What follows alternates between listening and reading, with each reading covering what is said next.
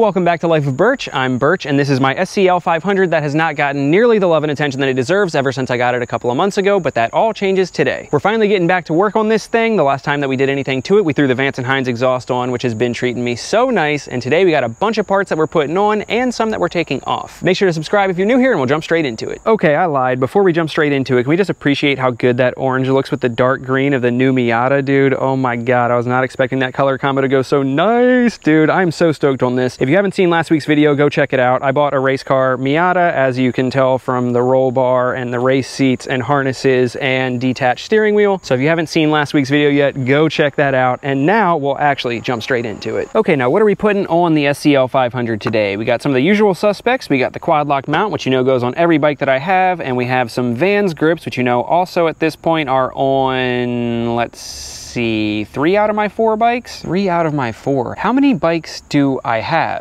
The Navi, the Grom, the XR150, the SCL500, and the Rebel 1100. So 5 bikes, and the Vans grips are on 2 of them, and this will be the 3rd. Okay, yeah, so far 2 out of 5. This will be 3 out of 5. Then we got the Honda OEM Rally foot pegs, so I'm super excited to see how nice those are. And then we also have some bar end mirrors to get rid of those giant lollipops over there. And we're also putting something else that's here on the bike. I don't know if you can pick it out. If you can, leave a comment below, but we'll get to that. And speaking of getting rid of the big stock lollipop mirrors, like I said, we're also getting rid of a few things on the bike before we put anything on it, so let's do that first. So the first part that we're going to take off the SCL500 is the part that I think will make the biggest visual impact once it's gone, and that is the passenger foot pegs. As great as I think it is that this bike comes ready for 2-up riding straight from the factory, the honest truth is that I just don't see myself doing much 2-up stuff on this, if any. Nina has been riding her Rebel 300 so much more, and she's so confident with it that I can't even remember the last time that we did any 2-up riding.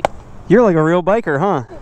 And when it does finally come time to do that again, I think it's safe to say that we'll be doing it on the 1100, because the Rebel 1100 is just so much more powerful. So I just don't see us needing these. And I know that might be a bummer to some of you guys, because so many people are asking how this thing does with 2-up riding and if the exhaust gets in the way and everything like that. And we may still test that. It'll be easy enough to throw them back on. But for now, I want to see how clean this thing looks without them. So we got our trusty 12 mil here, and it looks like there's just 2 bolts on each of the brackets, and it'll come right off. And I'm stoked to see how she looks. Hopefully I didn't jinx it. I feel like every time I say something's easy, that's when it's hard for no reason. Definitely want to be on the safe side over here though, because it's so close to the exhaust. I don't want it coming free and smacking the exhaust. Easy enough. Light work, baby. Let's go. Yup, that is exactly what she needed, dude. Look at how much better it looks. You can see right through that little area, whereas before it was just filled up with passenger pegs, and I feel like it just makes it look so much sleeker and more like cafe racer-esque, dude. This looks so good. And even from this side, you can see how much better it looks. I feel like it just cleans it up so much more, because there was nothing really bulking this side up before other than the passenger pegs, whereas on the other side, you have the exhaust to worry about. But this side, the only thing that was really like unsightly was the passenger pegs, in my opinion. And now with it gone, dude, it looks so much cleaner. And you can see right here is where it was attached, obviously, and it's just empty holes now. But what I realized is that I had some bolts that can go in it. So these bolts are the fender bolts from my Rebel 1100, and they actually are the exact same things as what's here, and they're the exact same thread pitch as what I just took out. So I think I'm gonna put these in there as little like block off things, you know? I doubt that it's needed, but I feel like it just looks so much more like clean and stock that way. Like, just look at how good that looks now, dude. If just step 1 has this thing looking that good, I have extremely high hopes for the rest of the day. So let's get back to work taking things off. The next things we're taking off will be a little bit less drastic, so let's just jump straight to the point, and that's more like it. Who can tell the differences? If you've seen anything that I've done to literally any of my other bikes before, you probably already know we went with the usual suspects, and we got rid of the warning labels on the tank, the warning label on the fender, which that one seemed kind of counterintuitive because we won't have to worry about that fender for much longer, if you know what I mean. And we got rid of the reflectors on the rear and the front and cleaned it up so nice. The front used to have these reflectors right there, but it's just a 10mm bolt on the back and they come right off. We left the bracket because it's too much of a pain in the ass to be worth it. And the rear had this gigantic bracket here that we took off, and it cleaned things up so nice, made that fender look way less chunky. Although, like I said, we won't have to worry about the fender much longer. She's looking so much better, so much cleaner. You guys know that I take the reflectors and the stickers off all my bikes because that's one of those things that I always say the little differences make such a big impact on how good the bike can look. And with that said, we have a small mod that I'm going to test out on the front end of the bike that should make a big impact as well if it works. So I don't know about you guys, but when I look at the bike, especially the front end of it, there's one big thing that jumps out at me as an eyesore, and that is the fact the top of the forks is still all chrome, even though most of the rest of the bike is all blacked out. And especially now that I put the black bolts in the heat shield of the exhaust and I got rid of the passenger foot pegs that had the silver peg on it, I feel like it's just dying to be blacked out further. And instead of going for something like the Rebel 500 SE top fork covers that I've mentioned before, I went for a much cheaper and hopefully easier route, and I bought a $10 roll of vinyl, cut it to size, and we're going to try and just wrap it around there, stick it on, and see how good it looks. If we use this bolt to take the turn signal off, it should be simple enough to put the vinyl on, and we'll only have to line up the bottom edge perfectly because the top edge will kind of go underneath the turn signal a little bit, so there's no chance of any chrome showing through. But like I already said, anytime I say something should be easy, I end up jinxing it, so let's see how we do.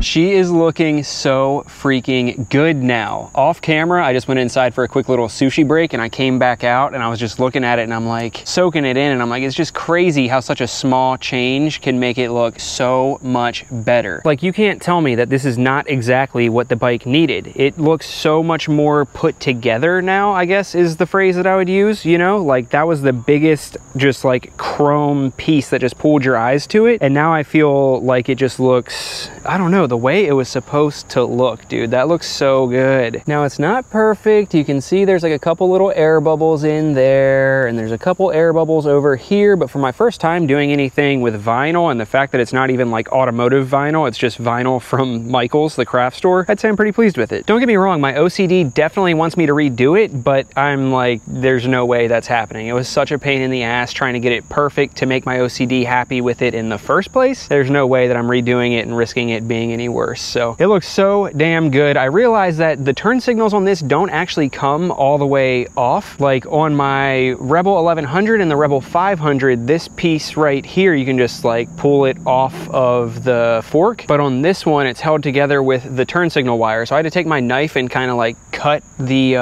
rubber piece so that the wire could come out. And it doesn't make any difference. It's still held in there, but that allowed me to kind of like lift it up and hold it in place up here with a zip tie to get this fully out of the way. And I'm sure you can see exactly what I was talking about. I was able to focus on just lining it up down here perfectly and not worry about it being perfect up here, because it overlaps here by like 1/4 of an inch, so that as long as this bottom part is perfect, the turn signal holder or whatever you want to call it covers any imperfections up here. And then on this side, you had the 8mm bolt right there to get the brake lines out of the way. And other than that, there's a lot more space to work with on this side than the other side. And this was the second side that I did, so this side was easier and turned out better. Definitely not for the faint of heart, especially if you're as OCD as I am. I'm sure it would have helped if I sprayed it with Windex so I could kind of like move it around a little bit before it stuck to the forks, but I'm super happy with how it turned out, and I'll leave the dimensions of what I cut that to in the description, along with what vinyl I used and also everything that I'm putting on here, but especially the dimensions so you know what size to cut it to already. Now we're going to move on to the handlebar setup, so let me show you what I got. Okay, so first things first, we got the Vans grips. Like I said, I run these on most of my bikes, and these are going to be extra important on this bike for one reason: because of how skinny the grip feels. These are only 7/8 inch bars, and these grips are super skinny grips, and I wear an XL size glove, so it feels like my hand is wrapping around this like 3 times. It's not really the most comfortable, and the grips almost feel plasticky. It has like this textured part up here and then like some lines down here, kind of weird. And the Vans are one of the thicker grips that I've found, so you can see not only is it going to look really good, but it should be considerably thicker than the stock grip, so it should be a lot more comfortable. Now also on the stock grip, you'll see that it's closed on the end here, and the bar weight or bar end is inside of the bar there. And the Vans grips are actually close-ended as well. However, we opted for the bar end mirrors. So in order for this part to pass through and get into the bars, we had to cut the end of the Vans grips off. So this end used to be closed, and you can see the way that I do it makes it look almost stock, like literally looks like it came that way. And you can see that it looks that way on both of them because of the way that I do it. So essentially these have a hole in the middle of it, the way that they come, and I stick scissors in there. I cut the rubber out of the way, and then once I have as much rubber cut out of the way as possible, I use a Dremel to kind of shave everything away until it's nice and smooth and perfect. And what you're left with is this, which looks like the grips came that way. Then we got the bar end mirrors here. They're just Amazon specials, and you can tell that I went for a different look than I did with the Rebel 1100, kind of like more cafe racer-esque, you know what I mean? And then of course, since the stock mirrors are coming out, we got the same mirror block offs that I used for the Rebel 1100. Okay, now let's get all the stock stuff torn apart and throw the new stuff on.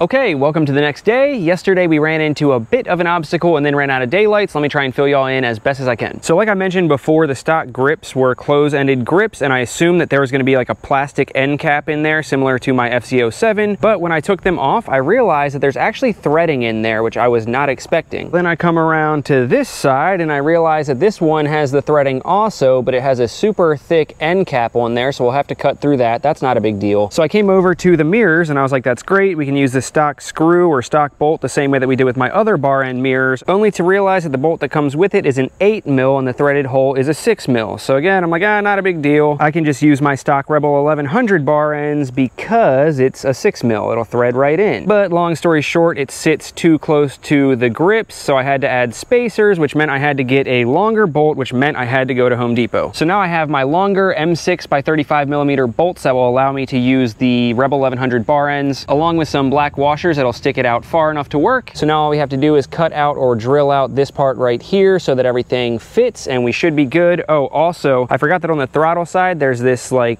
flange part or whatever. There's plastic underneath there that sticks up. And with my Navi, I just cut that flange off with a Dremel so that the grip would slide over nice and flat. But I didn't think of that here, and I had no way of running an extension cord all the way up here for my Dremel. So it took me a bit of a fight to squeeze the grip up and over the flange part. But that is okay because I had some good conversation with my neighbor while I did it. So when you put grips on, you're gonna have to prepare for either struggling to push it over the flange or grind it off beforehand, and it'll be much easier. Oh, and I forget if I was filming it or not, but I did install the quad lock. You don't even need an arm for it. It just fits right in the middle there. This is the Quad Lock Pro mount, and the positioning is great. It fits right in the center like that, and even if you want to turn it vertical, it'll fit perfectly like that, not hit the tank at all. You got plenty of clearance, and it's probably hard to tell, but when you're riding, it just barely covers the gas gauge. You can still read everything else, and you just got to peek over a little bit to see the gas gauge. But anywho, let's pick right back up where we left off and finish putting the mirrors on.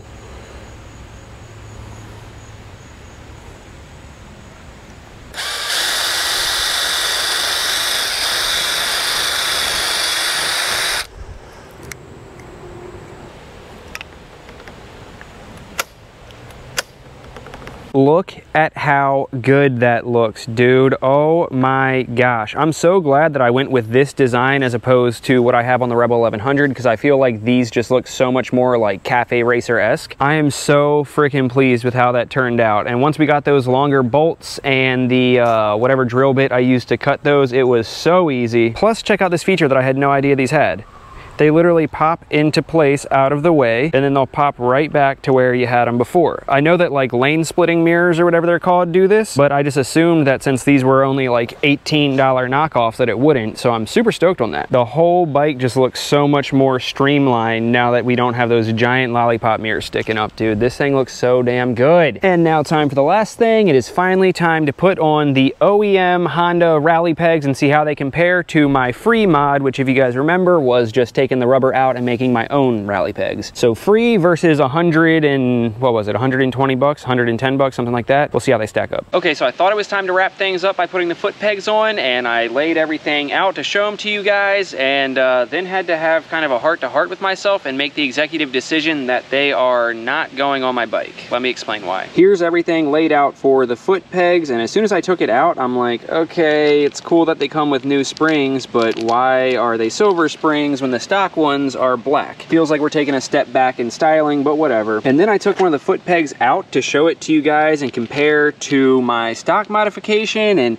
I gotta be honest, I was expecting these foot pegs to be a huge improvement over the free mod that I did, and they're just not. If you sit them side by side, they're damn near the same size, same design. I was expecting there to be a lot more surface area, but like you can see, they're maybe a few millimeters wider than the stock foot peg. And as far as grip is concerned, yeah, it's nice that it has that middle bar that has spikes also, but like even from a side profile, you can see that the teeth line up exactly with each other, you know? Like it's the exact same spacing, the exact same amount of teeth. They don't even stick out any further really. And not only that, but going along with the whole silver spring thing, you can look at this and see that it's not even flat black. Like it might look like it on the camera, but it's more of a gloss black than anything. And like everything else on the bike is flat black, and then you have this glossy part sticking out like a sore thumb. Like maybe that shows it better, the contrast between the flat black and the gloss black, but it just, I don't know, it's baffling to me. So yeah, at first I was thinking that I'm gonna put them on just for the video to show them to you guys and compare, maybe see if the grip really is that different, but the more that I was looking at them, I'm like, it's just not worth my time and effort, especially when I know that I'll just end up putting these back on. If these were like 40 or 50 bucks, maybe, but 120 bucks for something that I think doesn't look any better, probably won't perform any better, it's the same size, I don't know.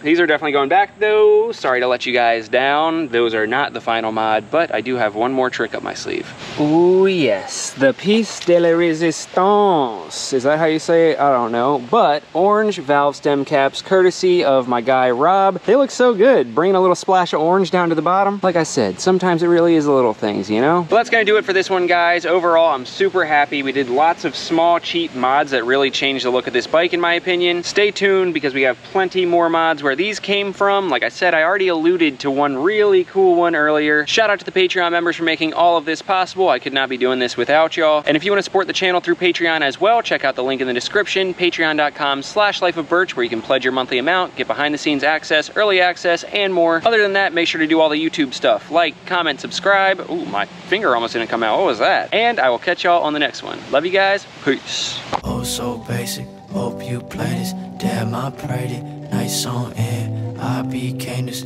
old souls fake it. Paid those placements. Fuck shit. And I'm still waiting on the brighter days. Been a minute, been rough many times more.